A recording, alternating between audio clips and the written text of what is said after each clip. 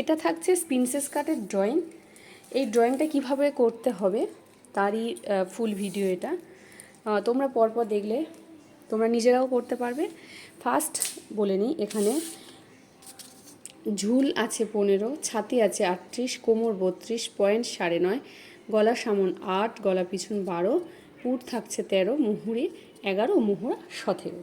তা এর উপর থেকেই ড্রয়িংটা হবে। তা কিভাবে মাপটা তোমরা নিজেরা করবে দেখো। প্রথমে ঝুল, যার যেমন ঝুল হবে সেই অনুযায়ী এক বেশি করে নিতে হবে এখানে। যেমন আমার এখানে 15 ঝুল, আমি এক বেশি নিয়ে আমার হয়েছে 16। তারপর থাকছে পুটের মাপ।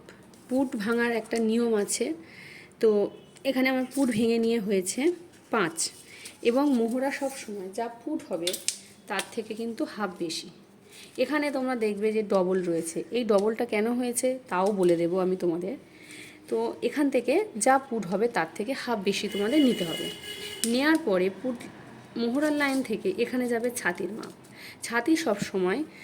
ছাতির মাপ সবসময় ছাতি আমাদের যা থাকবে তাকে 4 দিয়ে ভাগ করে এই মাপটা নিতে হবে। 4 দিয়ে ভাগ করে নেওয়ার পরে যে মাপটা আসবে সেটা আমি নিয়েছি। এবং তারপরে এই কোণ বরাবর আমি 1 ইঞ্চি দাগ দিয়ে না, আর এখান থেকে এই রকমভাবে হাফ পজিশান করে এটা একটা মাপ তোমাদের নিতে হবে, শেপ দিয়ে নিতে হবে। আমি এখানে ফ্রেঞ্চ কাট দিয়েই করেছি। যাদের ফ্রেঞ্চ কাট আছে তারা অবশ্যই ফ্রেঞ্চ কাট দিয়ে করে দেখবে, ভীষণ ভালো হয়।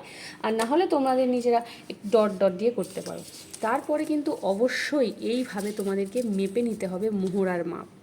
এখানে কিন্তু মোহরা যা থাকবে, তোমাদের মোহরা মাপ নেওয়ার সময় যে মাপটা থাকবে তার কিন্তু অবশ্যই হাফ মাপ হবে, হাফ হবে মোহরা সব সময়ের জন্য।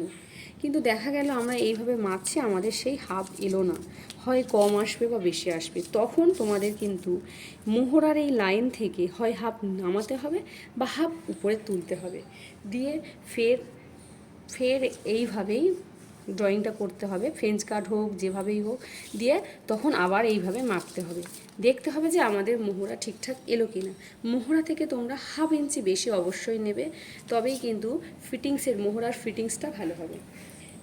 সেই জন্য এই কারণেই আমার এখানে ডবল লাইন হয়েছিল। তারপরে চলে আসবো পয়েন্ট। যার যা পয়েন্ট থাকবে, যার যা পয়েন্ট হবে তার সাথে অবশ্যই তোমরা হাফ ইঞ্চি এক্সট্রা নিতে হবে। হাফ ইঞ্চি নেওয়ার পরে পয়েন্টের চওড়া হবে আমাদের যা ছাতিকে 10 দিয়ে ভাগ করলে যে মাপ হবে সেই মাপটা এখান থেকে আমাদের নিতে হবে। সেই মাপটা নিয়ে ঠিক সেমভাবে এখান থেকে যতটা চওড়া আমাদের নিচের থেকে ততটাই চওড়া এখানে সমানভাবে আমাদের দাগ দিয়ে নিতে হবে। দাগ দিয়ে নেওয়ার পরে এটাকে একটা স্ট্রেট লাইন টেনে নিতে হবে। এইবারে আমরা আসবো আমাদের এই চওড়ার মাপ। আমরা কিন্তু এটা সামনের পার্ট করছি, তো সামনের পার্ট থেকে পিছনের পার্টও বেরিয়ে যাবে। তো আমরা এখানে সামনের পার্টের মাপ অনুযায়ী করব। তা আমাদের যেহেতু 38 ছাতি, তো আমরা এখানে 2.5 ইঞ্চি রাখবো। এই রাখাটা কিন্তু ফিক্সড না। রাখার পরে 2.5 ইঞ্চি প্রথমে নিয়ে নেব কত, নিয়ে নিলাম আমাদের কোমর। যার যা কোমর হবে সেই কোমরের মাপ 4 দিয়ে ভাগ করে নিয়ে নিলাম। আমার ওখানে 32 ছিল, তো আমি নিয়েছি 4 দিয়ে ভাগ করার পরে হলো 8। 8-এর সাথে আমি 2.5 ইঞ্চি এক্সট্রা নিয়েছি এই মাপটার জন্য। কিন্তু এটা 2.5 ইঞ্চি নেই, এটা বেশি আছে। কেন বেশি আছে তাও আমি বলে দেবো। এখানে 2.5 ইঞ্চি নেওয়া, তারপরে যেমন 1.5 ইঞ্চি আমাদের কাপড় এক্সট্রা রাখতে হয়, পরে যদি মোটা হয়ে যায় বা তার প্রয়োজনে লাগে, তো সেই জন্য 1.5 ইঞ্চি এক্সট্রা নিতে হবে। তো এইভাবে আমি কোমরটা নিয়ে নিয়েছি। নেওয়ার পরে এবার এখান থেকে মেপে দেখতে হবে, পয়েন্টের চওড়া থেকে মেপে দেখতে হবে যে আমাদের ছাতির মাপটা এখানে আসছে কিনা। এখানে কিন্তু আমার ছাতিটা কম এসেছিল। আমার ছাতি অনুযায়ী ছাতিটা এখানে এসেছিল, তখন আমাদের কিন্তু এখানে বাড়িয়ে নিতে হবে। তাই বাড়িয়ে নেওয়ার জন্য এই 2.5 ইঞ্চিটা আমার এখানে গিয়ে এসেছে। তো 2.5 ইঞ্চিটা কি হয়েছে, এইভাবে আমি বাড়িয়ে নিয়েছি। প্রথমে যা মাপ ছিল তার থেকে হাফ ইঞ্চি বাড়িয়ে দিয়েছি। দেওয়ার পরে আমি এখান থেকে তখন একটা আনুমানিক একটা হালকা স্ট্রেট লাইন দিয়ে এইভাবে টেনে টেনে নিতে হবে। নেওয়ার পরে তোমাদের আবার এখান থেকে দেখতে হবে যে ছাতির মাপটা আসছে কিনা। যতক্ষণ না এখানে তোমাদের ছাতির মাপটা আসছে, এই পজিশানে আসছে, ততক্ষণ তোমাদের এখানে বাড়িয়ে যেতে হবে হাফ ইঞ্চি করে। তো হাফ ইঞ্চি আসার পরে তারপর তোমাদের 1.5 ইঞ্চি রাখতে হবে। আমার এই লাইনটা বরাবর আমার হাফ ইঞ্চি এসে গেছিলো, তো আমি এখান থেকে 1.5 ইঞ্চি কাপড় রেখে দিয়েছি। এরপরে এখান থেকে 2 ইঞ্চি স্ট্রেট লাইন উঠবে। 2 ইঞ্চি স্ট্রেট লাইন ওঠার পরে এই পয়েন্টের চওড়ার কোণ বরাবর থেকে আমাদের একটা স্ট্রেট লাইন টেনে দিতে হবে। এবং এখান থেকে লেন্থ আমরা 6 রাখতে পারি বা 5.5 রাখতে পারি। আমি এখানে 6 রেখেছি। এই 6 বরাবর থেকে আলতো হাতে এটাকে একটা শেপ দিয়ে নিতে হবে।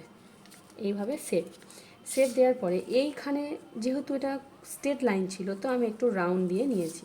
নেওয়ার পর ঠিক সেমভাবে এখানে দিয়ে তারপরে হয়ে গেল গলার মাপ। এখানে আমার সামনের গলা অনেকটাই বেশ ডিপ রয়েছে, তো আমি এখান থেকে ডিপ যেহেতু যা মাপ ছিল তা থেকে হাফ ইঞ্চি এক্সট্রা নিতে হয়, তো আমি সেটা নিয়ে নিয়েছি। 8.5 ছিল, আমি এখানে 8.5 থেকে 9 নিয়ে নিয়েছি।